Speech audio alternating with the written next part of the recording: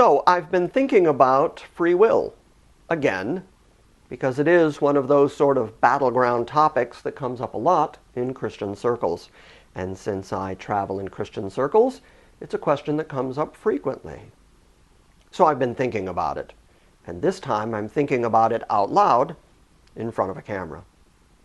Now, the question of free will is not a uniquely Christian concept. In fact, in the history of philosophy and religion on planet Earth, there have been lots of discourses, arguments, and debates about the apparent conflict between two realities. One of those realities is that human beings appear to have the ability to choose, the ability to make decisions. The other reality is that any time that you have a concept of God as being a Lord, a Master, a Sovereign, then you see God imposing His will in a predeterminate way onto humanity. And so you have an apparent conflict, a conundrum. To what degree does God impose His predeterminate will on people? And to what degree do human beings have the freedom to choose? Now let me define what I mean when I say free will for just a moment. What I mean by free will, especially if what we're talking about is the sort of unencumbered free will that is typical among the sort of Arminian world, that says that human beings have the ability to choose God, or to choose righteousness, or to choose Jesus. That sort of libertarian free will means that human beings have the ability to decide or not decide, to choose or not choose, to choose this or to not choose that, to choose between this and that, and to do it without any sort of outside influence. That it's solely within the human being, the individual, to decide or not to decide, to choose or not choose, to decide for this or for that. And libertarian freedom means that they have the ability to do that without any sort of outside influence. Now, what's interesting about that concept is that I've even read Darwinistic, atheistic scientists who admit that that sort of complete, unencumbered, libertarian freedom of the will cannot exist, because we are ultimately products of our environment. The way we were raised, the people who raised us, the environment in which we were raised, especially discussions that we had as children when we were taught good and evil, or right and wrong, how to act, how not to act, how to be a productive member of society. All of those things are imposed on us from such a very young age that it's psychologically, emotionally impossible for us to go through the rest of our life making decisions without all of that baggage influencing us. And so, as I said, it's not strictly a Christian argument. The question of complete, utter freedom of the will, biblically speaking, doesn't exist, because we are sinners. Ever since Adam's fall, we are all the children of Adam, and through our bloodstream, in our flesh, according to Paul's argument in Romans 7, in our flesh, we have this innate inability. We don't have the ability to choose God. We don't have the ability to choose righteousness. We are limited in our choices to those things that are within our capability. Here's a couple absurd examples, and then I'll apply them theologically. There's a wall behind me. It's a solid wall. I may choose, I may will to run through this wall. But no matter how many times I attempt it, I will fail, because the wall is more concrete than I am. And no matter how many times I run headlong into it, it's going to stop me. It is outside of my capability to run through the wall. And so my will to run through the wall is limited by my inability. Well, if you understand that concept, then you can understand the biblical concept. The biblical concept is, because we are depraved, because we are sinful, we have an inbuilt inability to do anything righteous. And so Isaiah would say, and Paul would repeat, that there is none that does good, no, not one. Now, once that sort of declaration is made, then there are no exceptions. There's nobody who does good. And if there's no one who does good, then there's no one who has the ability to choose to do good, because our incapability limits our choices. Paul says that no one ever stirred himself up to seek God. That just doesn't happen. No one has ever stirred himself up to seek God. Why? Because human beings in their natural estate have such a sin nature, such a proclivity toward evil, that we're incapable of stirring ourselves up in order to seek God. Anyone who has ever sought God did so as a result of the fact that God first sought them, implanted his Spirit into them, regenerated them, and then gave them the ability and the will to seek him. It always starts with God. Well, anyway, the reason that I was thinking about all or any of this at this particular moment is that I came across a 2,000-year-old argument by a Greek philosopher, and I found the argument interesting for two reasons. It's a great argument, but it's also an argument that I myself have made in a slightly different form. And so I was intrigued to find that I, as a Christian pastor, would come to the same observations and same conclusions that a non-Christian 2,000-year-old Greek philosopher would come to. I was doing a bit of light reading. This is a book by C.K. Barrett. It's called The New Testament Background, Selected Documents. What it is a collection of various papyri, fragments, different documents from the first century that give us a good sense not only of how the Greek language was being used at the time that Jesus walked and talked on the planet, but also gives us a good sense of what was going on in the society itself and the way that language was being used and the way that people were thinking, by and large, during the time that he was around. So, came across a fellow named Epictetus. I hope I'm pronouncing his name right. If not, he's been dead 2,000 years. He can argue with me later. Epictetus, in his Discourses, Book 4, wrote this about free will. Listen to the argument because it's really great. That man is free who lives as he wishes, who is proof against compulsion and hindrance and violence, whose impulses are untrammeled, who gets what he wills to get and avoids what he wills to avoid. Get the basic premise? If a man has a free, unencumbered will, then he can choose and will whatever he wants. Or to use his words, the impulses of a completely free man would be untrammeled. Nobody ever steps on them. Nobody could influence them. And therefore, if his will is truly, genuinely free, then he gets what he wills to get and he avoids what he wills to avoid. That would be a truly, genuinely free will. But then his argument continues. Who, then, would live in error? No one. In other words, if your will was truly free, so that you get what you want to get and you don't get what you don't want to get, well then, you would never live in error. You would never make a mistake because you were truly, genuinely free to always choose the right thing. Who would live deceived, reckless, unjust, intemperate, querulous, abject? Again, no one. No bad man then lives as he would live, and so no bad man is free. In other words, looking at the events of human life, it becomes obvious that things happen to us that we really wouldn't choose. Sickness, death, loss of memory, loss of loved ones, people leaving us that we would rather not have leave.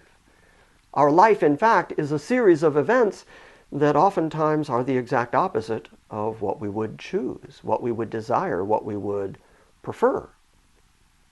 And so this 2,000-year-old Greek philosopher says, if genuine freedom of the will existed, then no man would ever choose the bad stuff. And yet, bad stuff happens. No bad man then lives as he would, and so no bad man is free. Who would live in a state of distress or fear, envy, pity, failing in the will to get and in the will to avoid? Well, no one.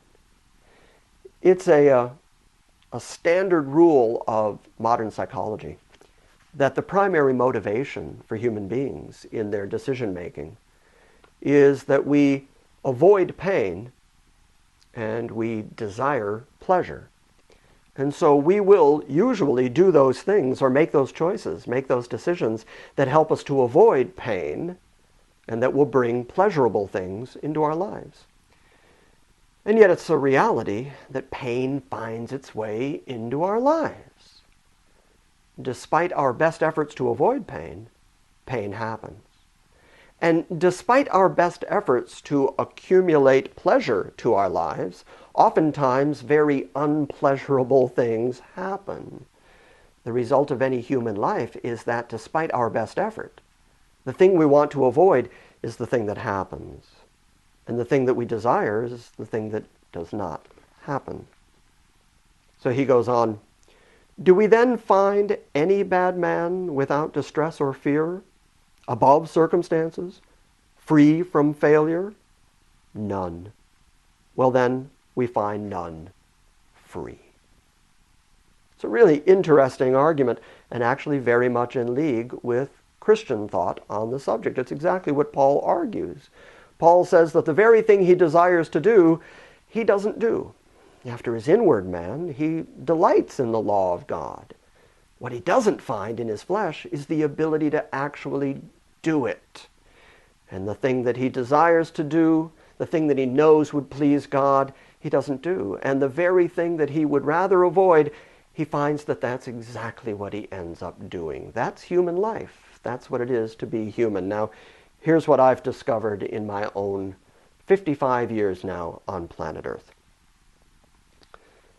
Every bad thing that has happened to me happened despite me. I obviously didn't choose the bad stuff. I obviously was not looking forward to or anticipating bad stuff and then saying, yes, by all means, I will for the bad stuff to happen to me. In my 55 years, just like every other life on planet Earth, things have happened that I really didn't see coming. They just happened anyway, despite me, despite my choice, or despite my ability to choose otherwise. They happened anyway. Now, at the same time, every good and wonderful and great thing that has ever happened to me, and there have been plenty, happened despite me. I can't take any credit for the great things that have happened in my life. They happened despite me. Now, when I put those two things together, when I recognize that the bad things that have happened, I couldn't avoid, they happened anyway, and meanwhile, the really good things that have happened in my life were not the result of my work or effort. The vast majority of them came about despite me. When I look at those two, it's just really clear, it's just really obvious that I'm not in charge here. Because the things that I desired to not have happen do happen. And the things that do happen that are good happen despite me because, well, God's just been really kind and really gracious to me, and people who have loved me have done wonderful things for me that I didn't even see coming. They weren't the result of me or my effort or my choice or my decision. In other words, I'm simply not in charge. In other words, my will is not free. Now, there's really only one of two outcomes when you come to that state, to that realization that human beings are not free. Whether it's a 2,000-year-old philosopher or whether it's a 55-year-old bald, scar-bellied preacher in Tennessee. When you reach that point, that conclusion, that realization that you're not in charge in this lifetime, then there's really only two conclusions you can reach. One of them is that nobody's in charge. And if nobody's in charge, then chaos reigns. And the things that happen on planet Earth have no purpose. And the bad things that happen to you have no purpose. And the outcome of those things is completely random. Life is completely a jump ball, and it just works out however it works out. And nobody has a plan, and nobody has a design. Chaos reigns. Or there's the biblical worldview. The biblical worldview says that life has purpose, both the good and the bad, and that there is an ultimate design to everything that happens. God is in charge. Someone is in control. It's just not me. But there's a tremendous amount of comfort in knowing that somebody's got my back. Somebody here knows what's going on. And not only knows what's going on, but has designed and predetermined what is going on. And that all of human history, including my own life and the events of this life, they're all designed for a purpose. They're all steering toward an ultimate end that is designed for my good and God's glory. In other words, all things work together for good to those who love God, who are the called according to His purpose. He does have a purpose. Now, of course, the real upside to all that is, if God has a purpose, if He has a design, and if He is working out our human experience in accordance with His ultimate design, His glory and our good, then even the suffering of this life, even the trouble that we didn't see coming, even the unavoidably painful stuff, has purpose, has a design. It's serving a genuine purpose that is leading to the ultimate outcome that God has designed. And that is really good news, especially when you reach my stage in life where you're able to look back over the course of your life and see the arc of your life, the good and the bad. And when you're able to remember the really terrible stuff, the really horrific things that happen in human existence. Not just to me, but the things that I've observed, the really horrific things that have happened on planet Earth. If those things are random, then chaos does indeed reign, and all of that suffering and all of that trouble has no purpose, has no design. And life is indeed futile.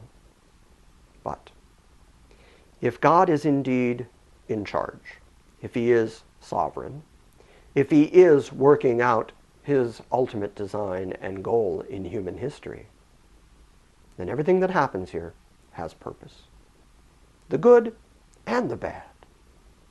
And we, as individual Christian people, we can reach the point where we're willing, as Job said to his wife, where we're willing to thank God not only for the good that He brings into our lives, but we're willing to accept the trouble as well.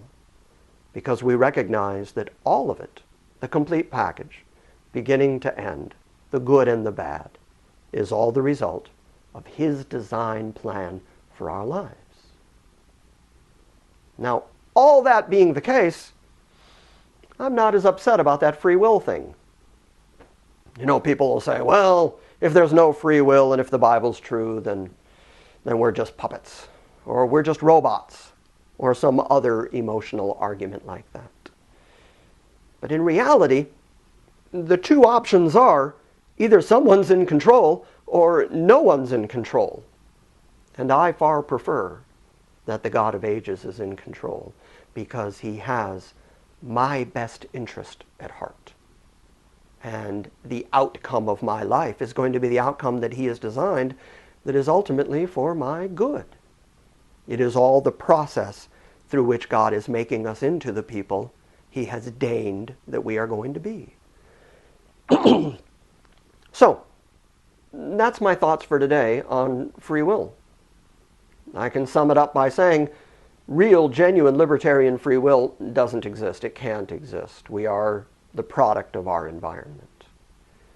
Philosophically speaking, if you just observe human life, then you have to conclude, as our philosopher did 2,000 years ago, that if man had genuine free will, they would have the ability to will themselves out of the trouble that they get into.